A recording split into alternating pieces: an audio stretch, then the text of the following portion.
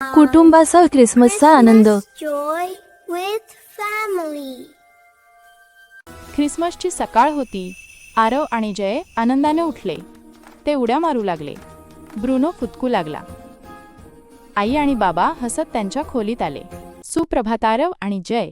आई हसत म्हणाली, तुम्हाला माहीत आहे का आज कोणता दिवस आहे? बाबा विचारले. आरव आणि जय एकत्र हसले. आज ख्रिसमस आहे. कुटुंब लिव्हिंग रूममध्ये बसलं आहे. छोटा ख्रिसमस ट्री हळूच चमकत आहे. आरव आणि जय शांतपणे ऐकत आहेत. ख्रिसमस हा खूप खास दिवस आहे, आई म्हणाली. या दिवशी आपण येशूचा वाढदिवस आठवतो, बाबा म्हणाले. भारतामध्ये आपण ख्रिसमस प्रेमाने आणि आनंदाने साजरा करतो. आई आरव आणि जयला एक छान गोष्ट सांगू लागली. ख्रिसमस आपल्याला मैत्री शिकवतो, आई म्हणाली. मदत करणं आणि दयाळू असणं सगळ्यांना आनंद देतं. आरवने जयचा हात धरला. दोघेही हसले. ब्रुनो आनंदाने फुदकला. बाबांनी आरव आणि जयला गोड खाण्यांची पेटी दाखवली. ख्रिसमस म्हणजे वाटून घेणे, बाबा म्हणाले. जेव्हा आपण वाटतो, आनंद अधिक वाढतो. आरव आणि जय आनंदाने मान हलवतात. बाहेर आरव आणि जय एक निराश लहान मूल पाहतात. ब्रुनो सोबत. तो मुलगा खूप एकटा दिसतो. आरव हलक्या आवाजात म्हणाला. आपण मित्र बनूया, जय म्हणाला. ब्रुनो आनंदाने भोंकला. टिंग टिंग. सर्व मुलं बाहेर ख्रिसमस ट्रीजवळ खेळत आहेत.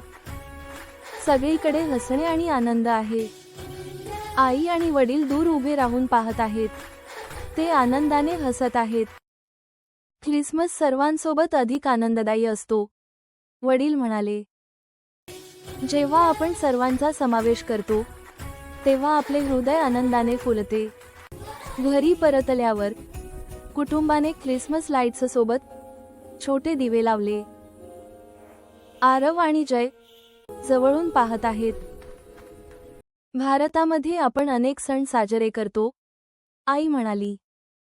ख्रिसमस आपल्याला प्रेम, शांतता आणि दयाळूपणा शिकवतो. आरव आणि जय घरातील मोठ्या ख्रिसमस ट्रीला सजवतात. आई आणि वडील त्यांना मदत करतात.